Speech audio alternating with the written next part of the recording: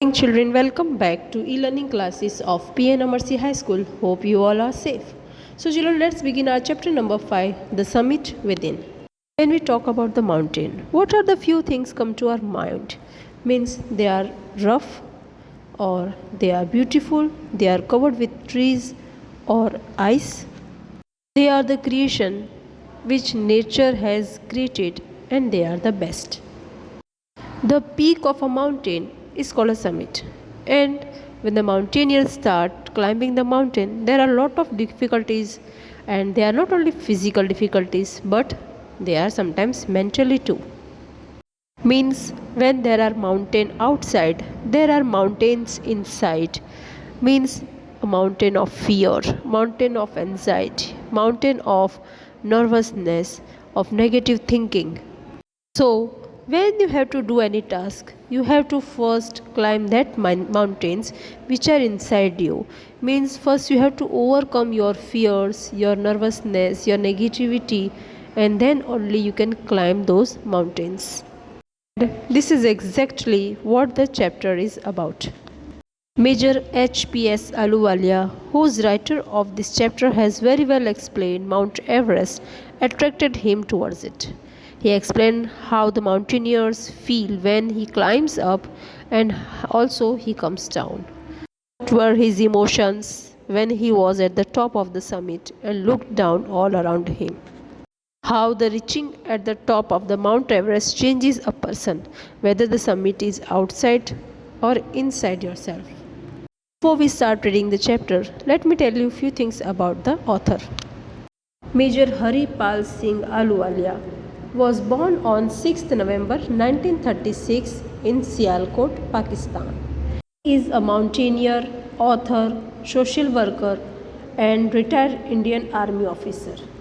He has contributed to adventure sports, environment, disability social works. He is awarded by Padma Bhushan, Arjuna Award, National Award, Tenzing Norgay National Adventure Award on August 29, 2009 for his lifetime achievements. He has written books like Higher Than Everest, Beyond the Himalayas, Everest Within You. Children, let's start reading the chapter. Of all the emotions which surged through me, surged means arose suddenly or intentionally. As I stood on the summit of Everest, looking over miles of panorama, panorama is a view of a wider area. Below us, the dominant one, I think, was humility. Children, humility is humbleness. The physical in me seemed to say, thank God that it's all over. However, instead of being jubilant, children, jubilant means very happy because of success. It was a tinge. Tinge means a trace or shade of sadness. Was it because I had already done the ultimate in climbing and there would be nothing higher to climb and all roads hereafter would lead down? By climbing the summit of Everest, you are overwhelmed. Overwhelmed means touched or moved by a deep sense of joy and thankfulness. It is a joy which lasts a lifetime. The experience changes you completely. The man who has been to the mountains is never the same again. As I look back at life after climbing Everest, I cannot help remarking about the other summit, the summit of mind. No less formidable. Formidable means children difficult to overcome and no easier to climb. Even when getting down from the summit, once the physical exhaustion had gone, exhaustion means fatigue or tiredness, I began asking myself the question why I had climbed Everest. Why did the act of reaching the summit have such a hold on my imagination? It was already a thing of the past, something done yesterday. With every passing day, it would become more remote. And then, what would remain? Would my memories fade slowly away? All these thoughts led me to question myself as to why people climb mountains. It is not easy to answer the question. The simplest answer would be, as others have said, because it is there. It presents great difficulties.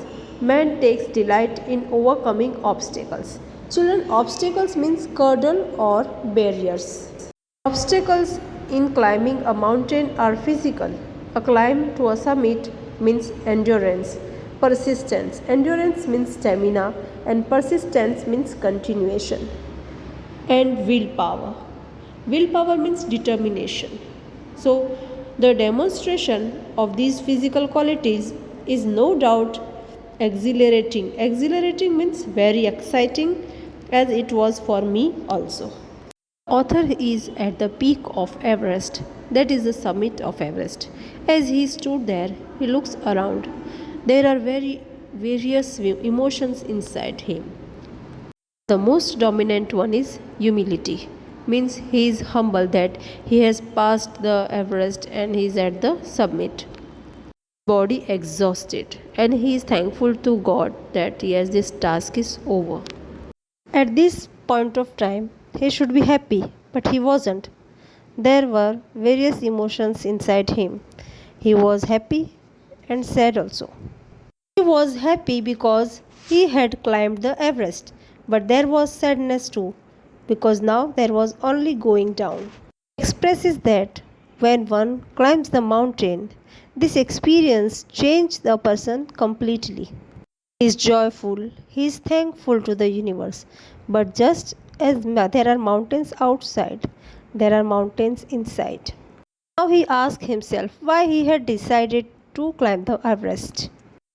It may have difficulties, it may be very hard, but the person has a willpower to face those difficulties. These answers change individual to individual, maybe differ from each other. But let's see what author says.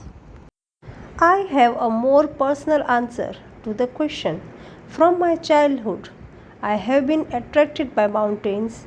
I had been miserable, lost, when away from mountains in the plains.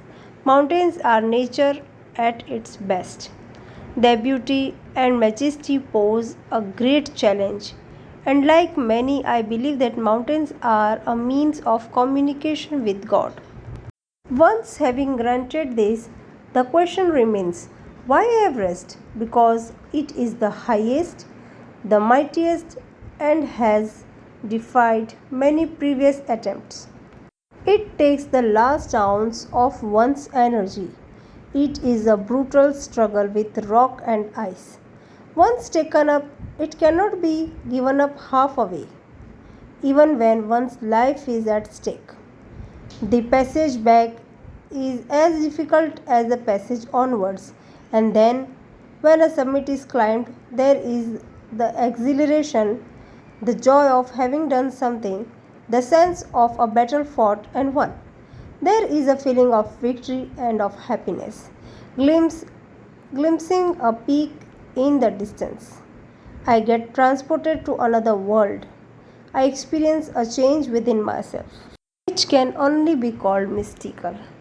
By its beauty, awfulness, might, ruggedness, and the difficulties encountered on the way, the peak draws me to it, as Everest did.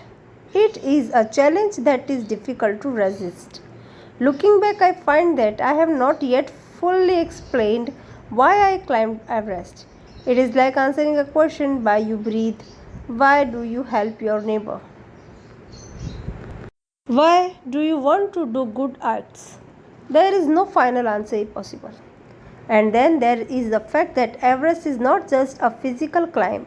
The man who has been to the mountain top becomes conscious in a special manner of his own smallness in this large universe.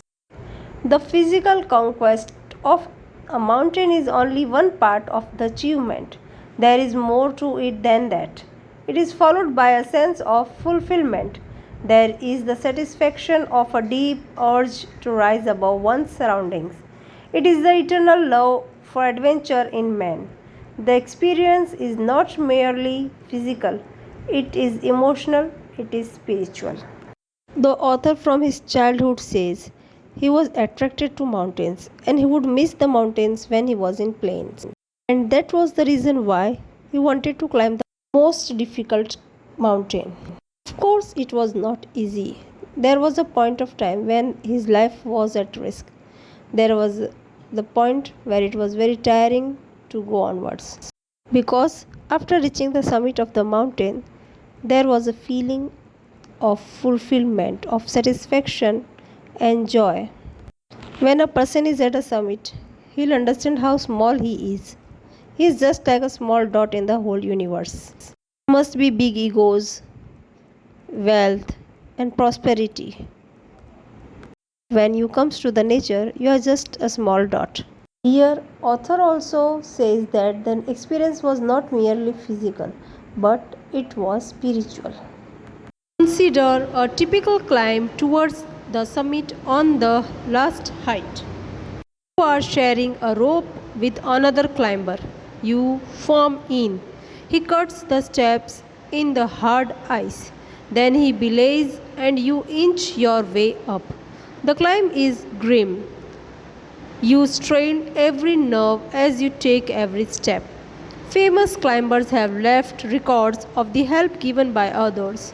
They have also recorded how they needed just that help, else they might have given up. Breathing is difficult. You curse yourself for having let yourself in for this. You wonder why you have ever undertook the ascent. There are moments when you feel like going back. It would be sheer relief to go down instead of up, but almost at once you snap out of that mood. There is something in you that does not let you give up the struggle, and you go on. Your companion keeps up with you, just another 50 feet or 100 maybe. You ask yourself, is there no end? You look at your companion and he looks at you. You draw inspiration from each other, and then, without first being aware of it, you are at the summit. Looking round from the summit, you tell yourself that it was worthwhile. Other silvery peaks appear through the clouds. If you are lucky, the sun may be on them. The surrounding peaks look like a jeweled necklace around the neck of your summit. Below you, see vast valleys sloping into the distance. It is an ennobling, enriching experience to just look down from a summit of a mountain. Ennobling means honor. You bow down and make your obeisance to whichever god you worship. Obeisance means show your obedience or submission. I left on Everest a picture of Guru Nanak. Rawat left a picture of goddess Durga. Fu Dorji left a relic of the Buddha. Edmund Hillary had buried a cross under a crane. Crane is a heap of rocks and stones in the snow. These are not symbols of conquest, but of reverence. Reverence means respect. Our author explains that mountain climbing is not just an individual task, but it is a teamwork. It is a team effort. You are sharing a rope with your another partner. One will cut the ice that you can put your feet in. Each member will do the work of motivating the another partner. Because climbing a mountain can be depressing, and there may be a moment when one thinks to give up. When the author and his expedition reached the summit, the first thing they did was they honor whichever god they worship. Children, I keep the explanation till here only. We'll continue the chapter in the next video. Till then, stay safe, thank you, and have a nice day.